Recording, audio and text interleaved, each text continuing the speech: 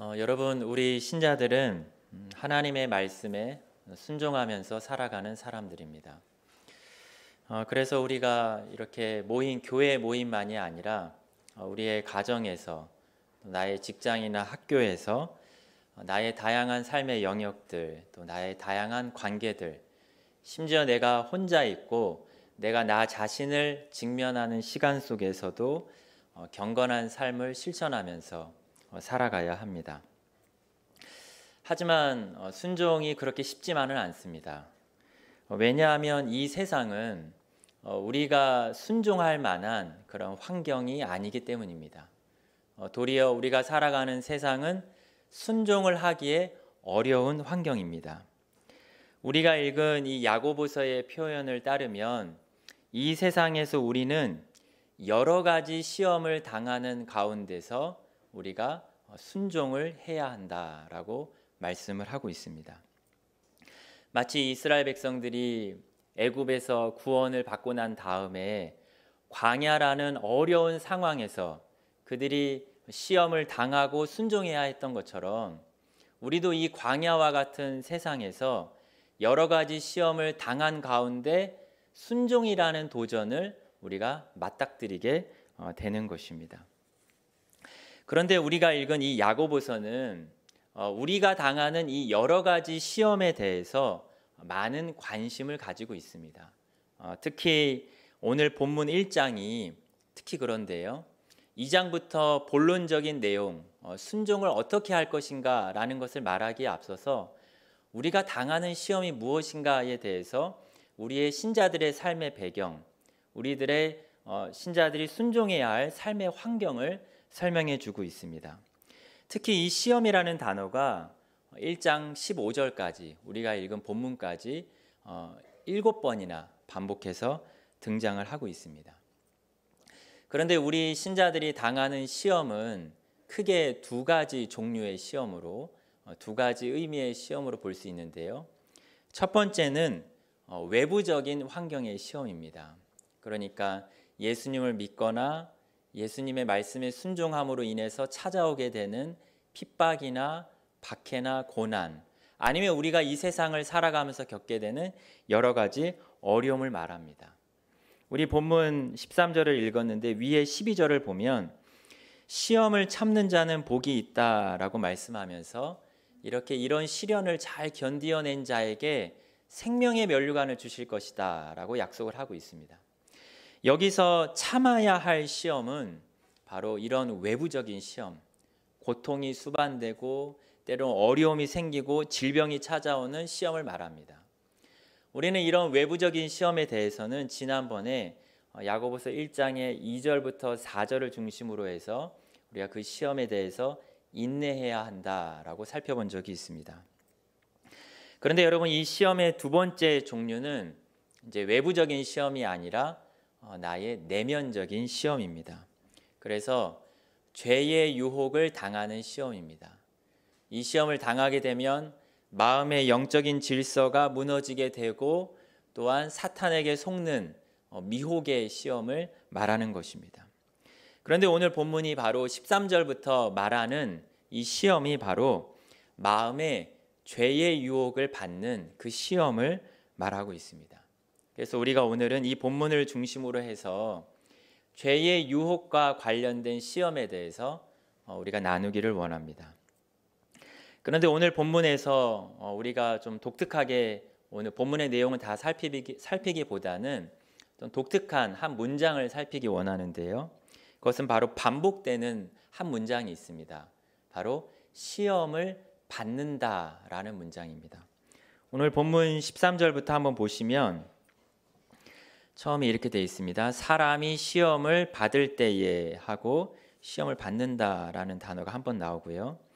그리고 내가 하나님께 시험을 받는다 하지 말지니 두 번 나옵니다. 그리고 하나님은 악에게 시험을 받지도 아니하시고 세 번 나오고 친히 아무도 시험하지 아니하신다. 시험한다라는 말까지 포함해서 이 한 구절에 시험을 받는다라는 말이 네 번 나옵니다. 그리고 14절을 보시면 오직 각 사람이 시험을 받는 것은 이라고 말합니다. 그래서 총 5번이나 시험을 받는다라는 말이 등장을 하고 있습니다. 여러분, 우리는 시험을 받는다라는 이 말을 잘 이해해야 합니다. 왜냐하면 우리가 이미 시험을 받는다라고 말하면 우리가 인식하고 있는 말이 있지만 성경이 말하고 있는 이 시험을 받는다라는 의미를 잘 이해하게 될 때에 죄의 유혹이라는 시험에 대해서 우리가 어떻게 대처해야 할지를 알게 되기 때문입니다. 그래서 우리가 오늘은 시험을 받는다라는 의미를 살펴보고 또한 그 시험에 대처하는 방법에 대해서 나누도록 하겠습니다. 여러분, 성경 전체에서 시험을 받는다라는 표현은 오늘 야고보서 말고도 다른 성경에서도 많이 등장을 하고 있습니다. 그런데 동일하게 시험을 받는다라고 표현하는 그런 문장이지만 그런 동일한 표현에 대해서 의미를 구별할 필요가 있습니다. 쉽게 말해서 어떻게 구별하면 좋냐면 시험을 받는데 시험을 받는 1단계가 있고 시험을 받는데 시험을 받는 2단계를 표현한 성경 구절이 있습니다. 그럼 먼저 시험을 받는다라고 말할 때 그 1단계의 의미를 살펴보면요. 이 1단계에는 무엇이 있는 것을 말하냐면 시험을 하는 자, 그러니까 유혹을 하는 자와 그리고 유혹거리 두 가지가 있는 단계를 말합니다. 여러분, 시험을 하는 자, 유혹을 하는 자는 누구를 말할까요? 바로 우리가 잘 알듯이 성경에서 시험을 하는 자라고 불리는 사탄입니다. 그리고 마귀입니다. 여러분, 우리가 시험을 받으려면 그것은 수동적인 것이기 때문에 시험을 하는 인격적인 주체가 있어야 합니다. 그런데 이 사탄은 우리를 속이고 우리를 유혹하는 것을 자신의 주된 사역으로 삼는 자입니다. 그리고 이 시험을 위해서 그래서 무엇을 할까요? 자신의 모든 깨와 자신의 모든 능력을 사용하는 자입니다. 그런데 여러분, 우리를 시험하려면 사탄만 있으면 안 되죠. 우리가 유혹당할 만한 유혹거리가 있어야 합니다. 그래서 사탄은 우리가 좋아하고 우리가 끌릴 만한 것들을 가지고 우리를 유혹합니다. 쉽게 말해서 사탄은 세상을 가지고 우리를 유혹합니다. 세상에 보이는 것들을 가지고 우리의 감각기관을 통해서 우리의 들리는 것을 통해서 우리가 만질 수 있는 것을 통해서 유혹할 뿐만 아니라 보이지 않는 돈, 보이지 않는 문화, 보이지 않는 명예, 보이지 않는 것들을 통해서 그 모든 것들을 유혹거리로 사용합니다. 물론 여러분, 세상 자체가 악한 것은 아닙니다. 하지만 사탄은 하나님의 말씀이 정하고 있는 경계선, 넘지 말아야 할 울타리를 넘어서서 우리가 악한 마음을 품고 세상을 욕망하게 하고 세상을 탐내게 하고 세상을 취하게 하는 것입니다. 쉽게 말해서 하지 말아야 할 것을 하도록 하고 성경을 봤을 때 하도록 허용하고 있는 것이지만 그것을 지나치게 추구하게 하는 것이 바로 사탄이 우리를 시험하는 것입니다. 우리가 만족하지 못하고 계속 탐내게 하거나 아니면 우리의 욕망의 방향성을 잘못되게 하는 것이 바로 사탄의 시험입니다. 그래서 여러분, 이러한 사탄이 시험을 하는 1단계의 측면을 볼 때 우리의 삶을 뭐라고 표현할 수 있냐면 우리의 삶은 늘 시험을 받는 이 1단계에 처해 있다라고 말할 수 있습니다. 왜냐하면 사탄은 늘 우리를 시험하고 있기 때문입니다. 우리가 세상에서 접하는, 심지어 우리가 교회 안에서도 접하는 눈에 보이는 것들과 들리는 것들과 이 모든 것들이 사탄의 유혹거리가 될 수 있습니다. 그것 자체가 악한 것은 아니지만 그것이 언제나 사탄의 유혹거리가 될 수 있고 사탄은 언제나 우리를 유혹하는 일을 하고 있습니다. 그래서 여러분, 이 시험을 받는 1단계를 누구도 받았을까요? 세상이 창조된 처음 때에 첫사람 아담도 시험을 받았고 또 아담 이후에 태어난 모든 사람들이 이 시험을 받았고 우리도 인정하든 인정하지 않든 그 시험을 받고 있습니다. 그래서 누구도 받으셨을까요? 사람의 몸을 입고 오신 예수님도 이 1단계의 시험을 받으셨습니다.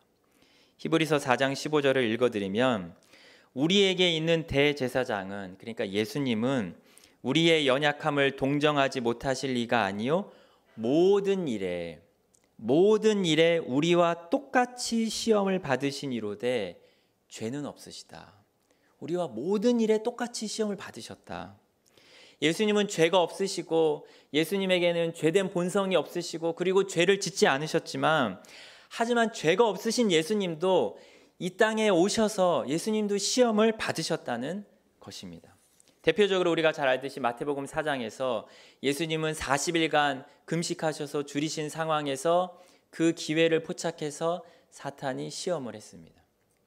첫 번째로 예수님에게 돌을 떡으로 바꾸라고 하는, 돌을 떡으로 바꿔서 어떠한 영혼을 위해서 살기보다는 육체와 육체의 정욕을 위해서 살라고 하는 그런 육체의 정욕과 관련된 시험을 받으셨습니다.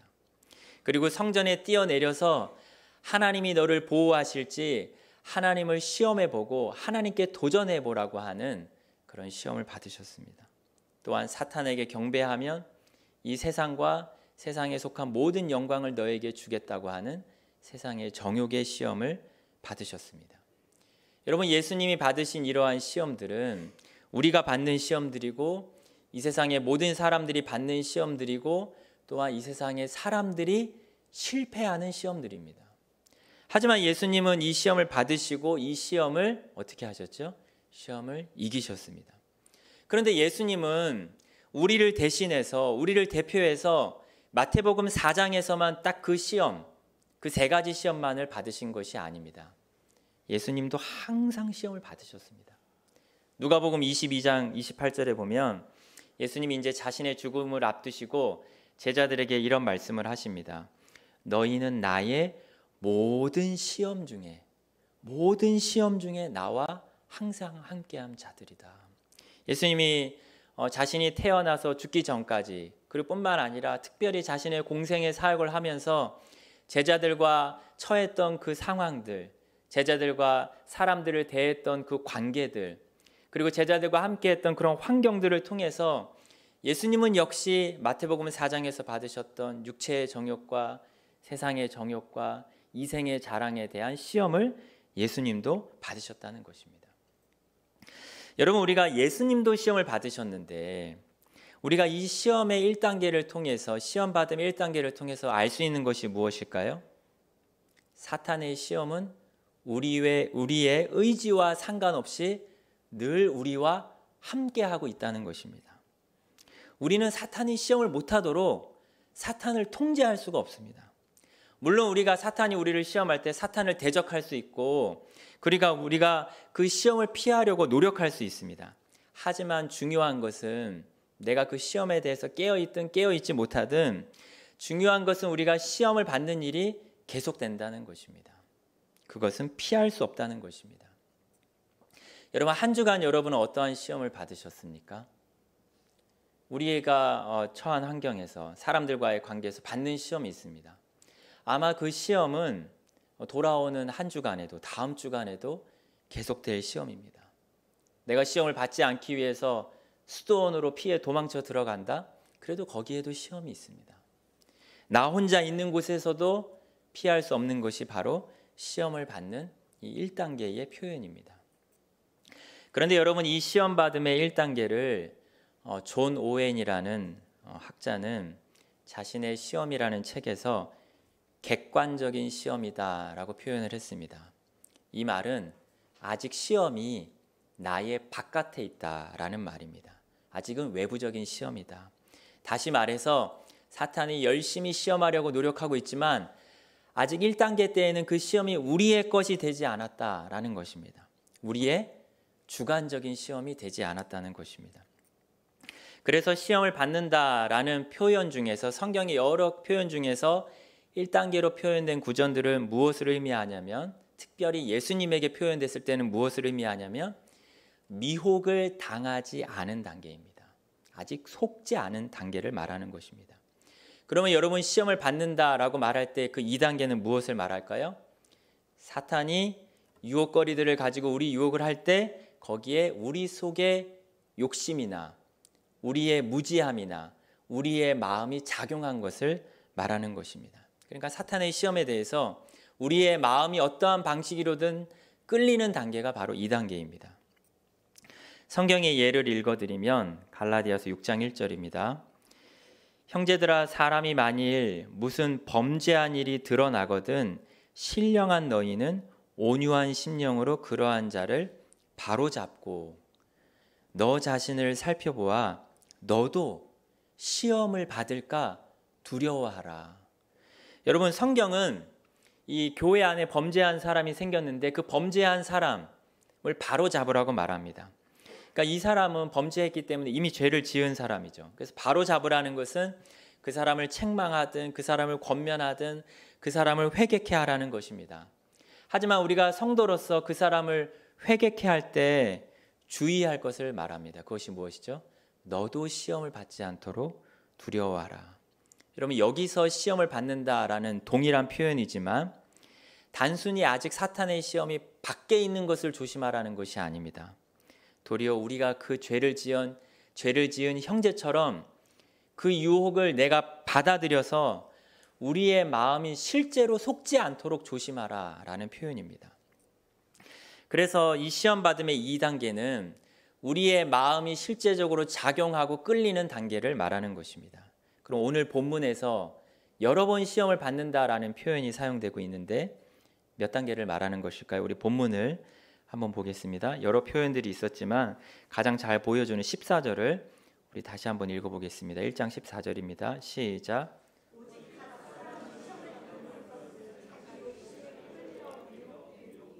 네, 여러분, 처음에 시험을 받는 것은 이라고 말하고 나서 뒷부분은 무엇을 말하죠?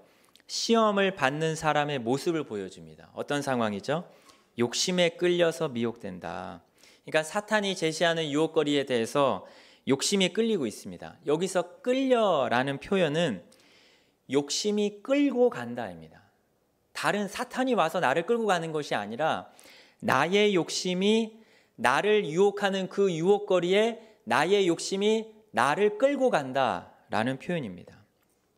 그래서 성경에서 이 시험을 받는다라는 최종 2단계는 사탄의 시험이 이제 우리 속에 들어와서 우리의 욕심이 반응하고 우리가 그 시험에 들어가서 우리가 걸려든 것을 표현하는 것입니다. 여러분, 이렇게 시험을 받는다라는 이 2단계를 잘 표현해주는 우리에게 익숙한 표현이 있습니다. 그것은 바로 우리가 자주 늘 고백하는 주기도문에 나오는데요.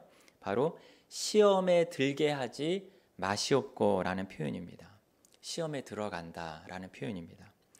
이 시험에 들게 하지 마시옵고라는 말은 시험에 나를 들어가지 말게 해주세요. 시험에 내가 참여하지 않게 해주세요라는 말입니다. 그러니까 주기도문은 어떤 기도냐면 하나님, 사탄이 나를 유혹하지 못하게 해주세요. 사탄의 유혹이 멈추게 해주세요라는 표현이 아닙니다. 나를 위한 기도입니다.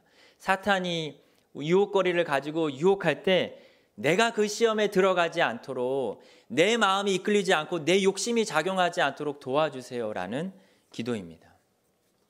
또 이 시험에 들다라는 표현이 어디 나왔냐면 예수님께서 죽으시기 전날 밤에 겟세마네 동산에서 제자들에게 깨어 있으라라고 말씀하시며 기도를 요청하셨는데 제자들이 다 자고 있었습니다. 그때 예수님이 베드로에게 이런 말씀하셨습니다. 제자들에게 오사 그 자는 것을 보시고 베드로에게 말씀하시되 너희가 나와 함께 1시간도 이렇게 깨어 있을 수 없더냐. 시험에 들지 않게, 시험에 들어가지 않게 깨어 기도하라. 역시 이 말도 사탄이 우리를 유혹하지 못하도록 기도하라라는 말씀이 아니었습니다. 사탄이 지금 어둠의 때고 사탄이 지금 강력하게 역사하는 그 전날 밤이기 때문에 너희가 그 시험에 들어가지 않도록 너희가 경각해서 깨어서 기도하라라는 말씀이었습니다. 여러분, 우리가 이 시험을 받는다라는 이 동일한 표현을 이렇게 1단계와 2단계로 나눠서 이해하는 것의 유익한 점이 무엇일까요? 그것은 바로 첫 번째는 우리가 늘 시험을 받고 있다라는 것에 대한 인식입니다. 내가 생각하든 내가 그것에 대해서 깨어있든 사탄은 늘 우리를 시험하고 있습니다. 하지만 두 번째로 더 중요한 것은 우리가 시험에 들지 않기 위해 예수님의 구체적인 말씀처럼 우리가 깨어 있어야 한다라는 것입니다. 한 목회자는 이런 말을 했습니다. 마귀의 시험과 마귀의 유혹조차도 우리 자신의 것으로 만들어지기 전에는 우리에게 큰 위험이 되지 않는다. 그러니까 우리가 늘 시험을 받지만 우리가 그 시험에 실제로 참여하고 들어가지 않는 한은 그것이 영적인 위험이 되지 않는다는 것입니다. 예를 들어서 우리가 직장에서 생활할 때, 학교에서 생활할 때 똑같은 장소에서 생활을 하고 똑같은 환경에서 똑같은 사람들과 관계를 맺습니다.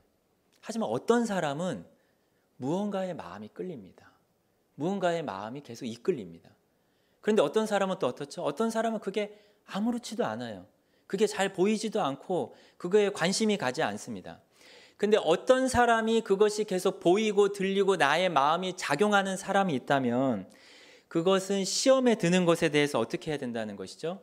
예수님이 주기도문에 말씀하신 것처럼 시험에 들지 않도록 깨어서 기도해야 한다라는 것입니다. 깨어 있어야 한다는 것입니다.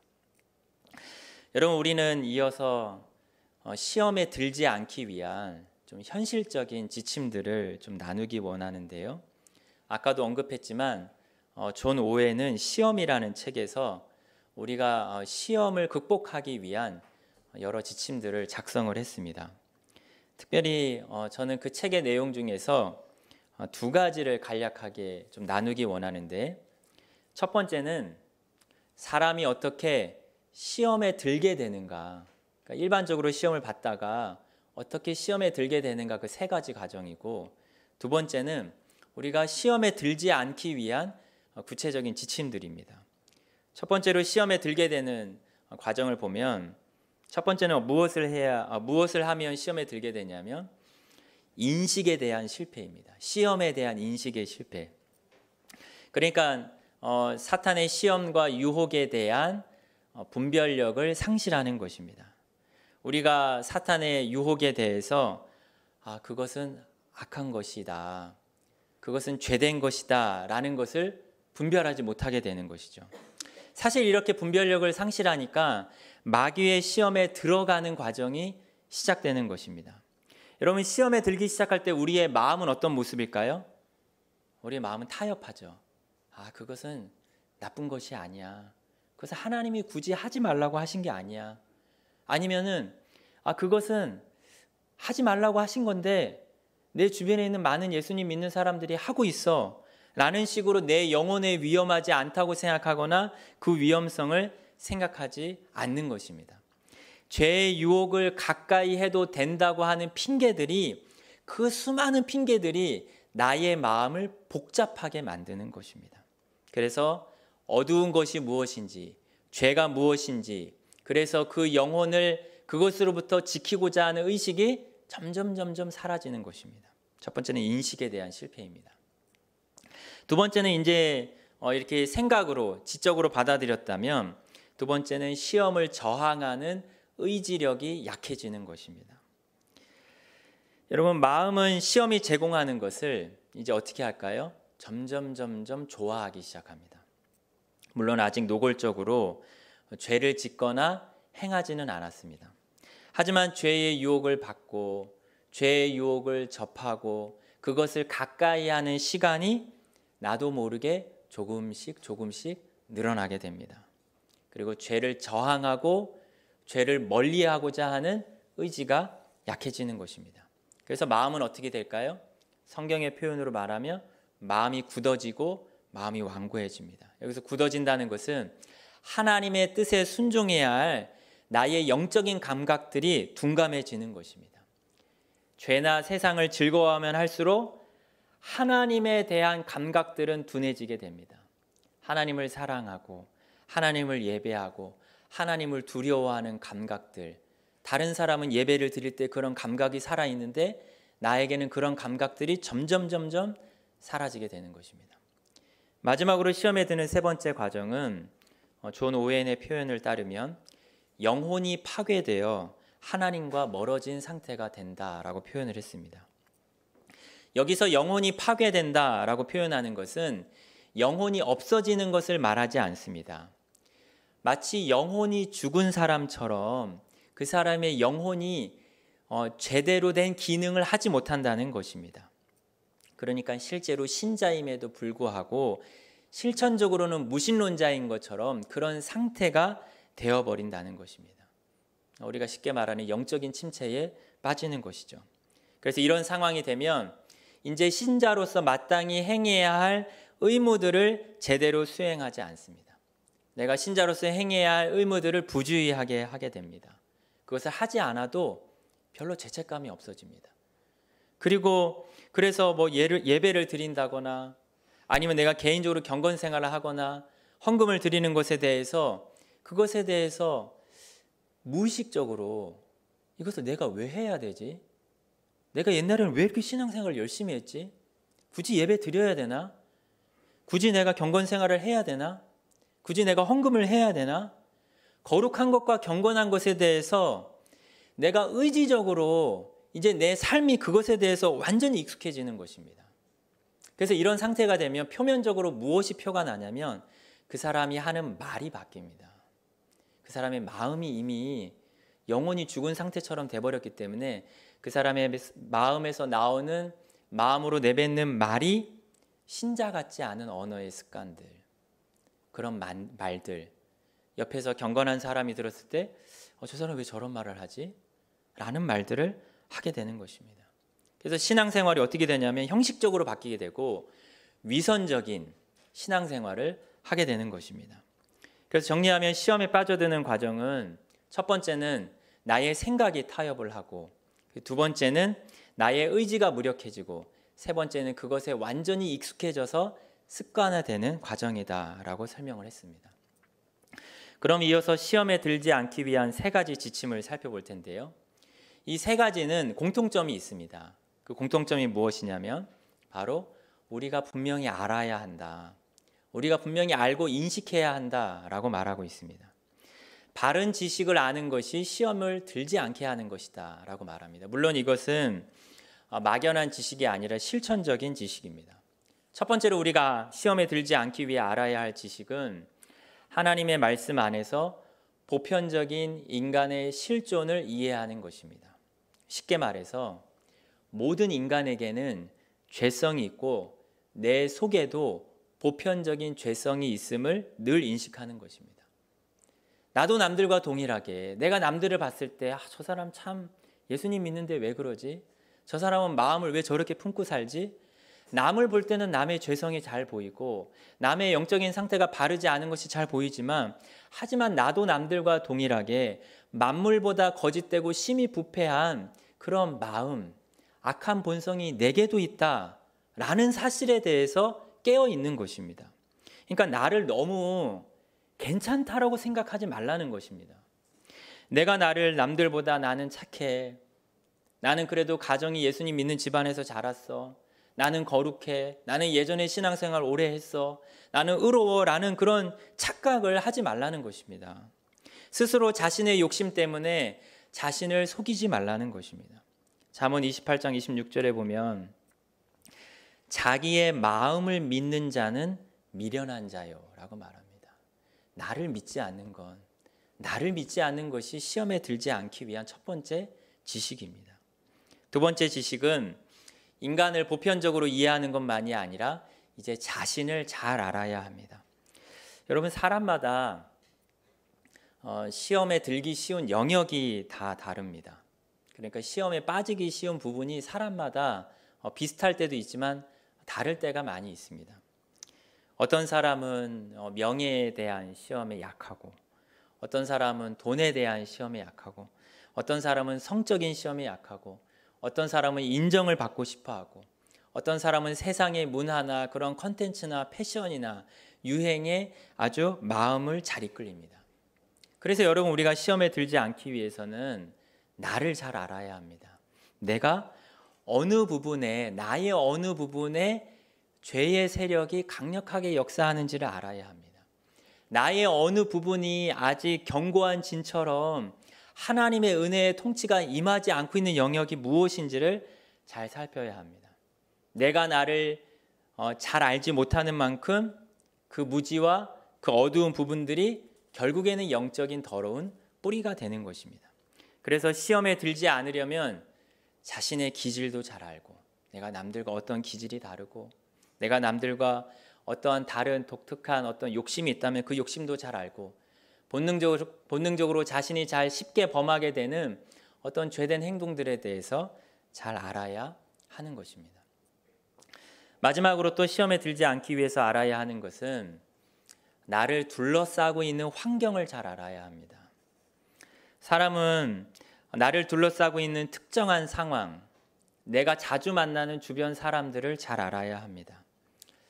내가 생활하면서 나를 유혹할 만한 특정한 상황이 있지는 않은지, 죄가 틈타기 쉬운 어떠한 특별한 시간들이 있지는 않은지, 예를 들어서 어떠한 사람들을 만나고 나면 그 사람들의 교제가 내 마음을 이렇게 좀 영적인 질서를 무너뜨리는지, 나를 부정적으로 자극하는 어떤 특별한 일들이 있지는 않은지, 그런 특별한 환경들이 있지 않은지를 살펴봐야 합니다.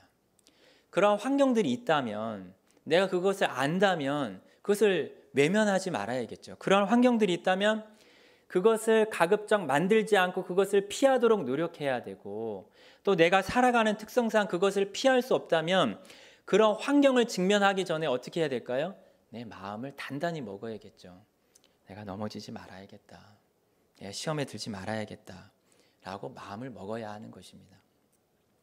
여러분, 이처럼 시험에 들지 않기 위해서는 세 가지 지식, 인간에 대한 보편적인 이해, 또 나에 대한 이해, 그리고 나의 주변 환경에 대한 이해를 가져야 한다라고 말합니다.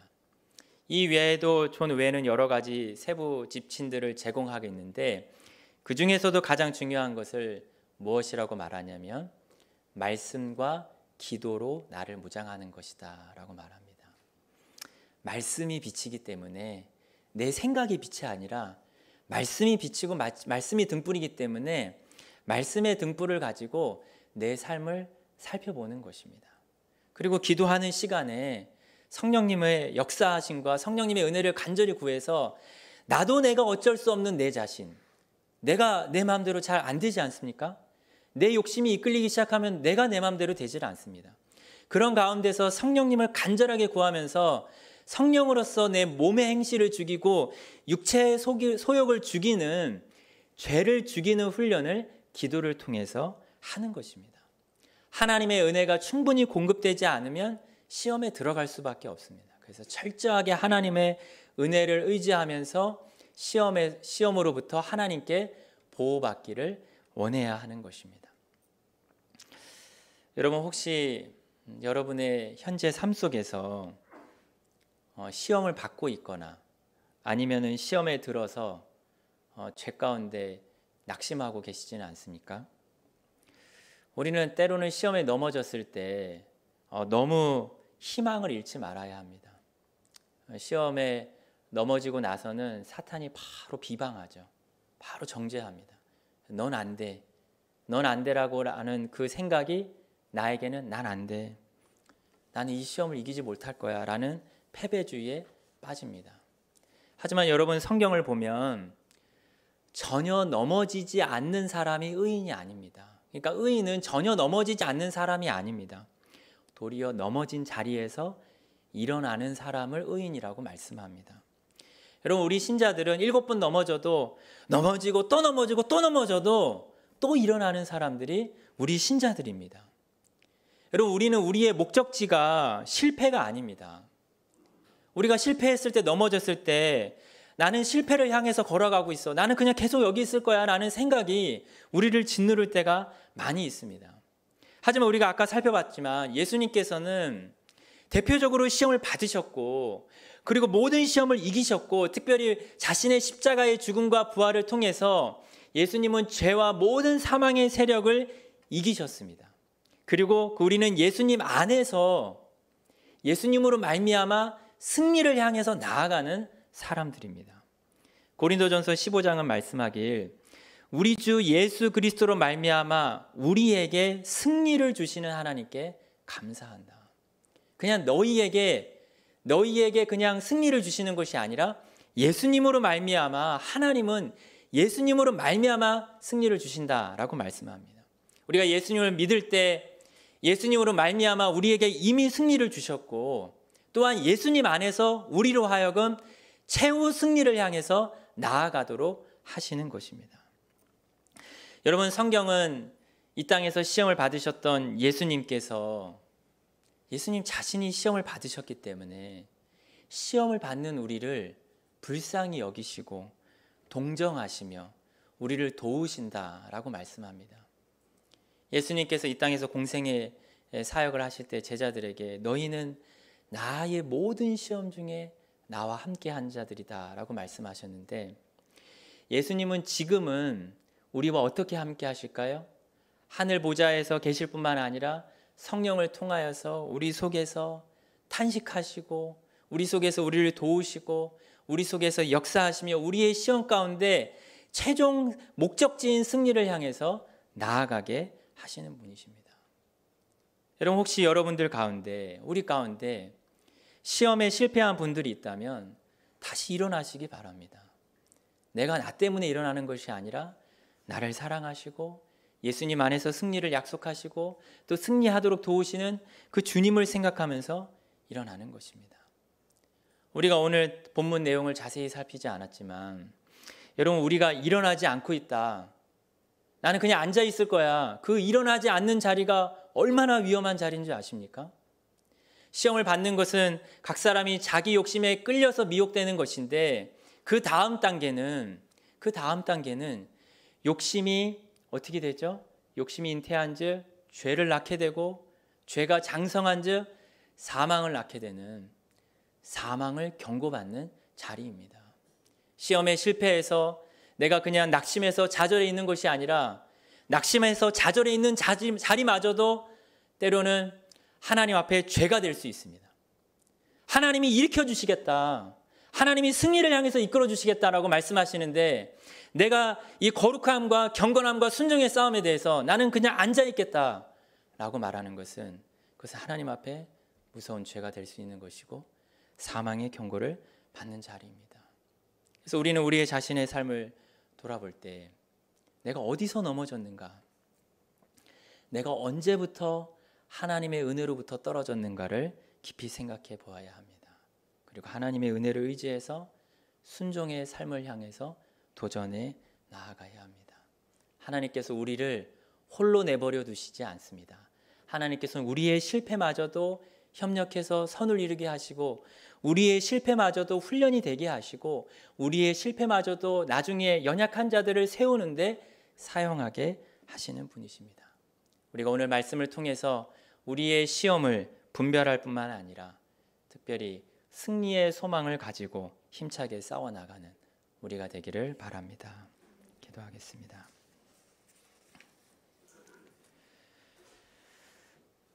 사랑이 많으신 하나님 아버지, 우리가 이 세상을 살아가면서 여러 가지 시험과 또 유혹을 받을 수밖에 없습니다. 하지만 주님께서 제자들에게 명령하신 것처럼 우리가 시험에 들지 않기 원하며 깨어 있기를 원합니다.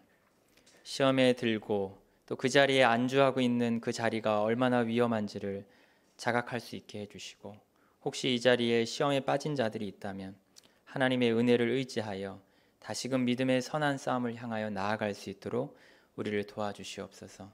예수님께서 우리를 대신하여 시험을 이기시고 대신 순종하여 모든 시험을 이기셨고 지금도 우리에게 날마다 승리를 주실 수 있는 분이라는 것을 우리가 기억하며 우리가 하나님을 의지하며 나아가는 한 주간의 삶이 되게 하여 주옵소서. 예수님의 이름으로 기도합니다. 아멘.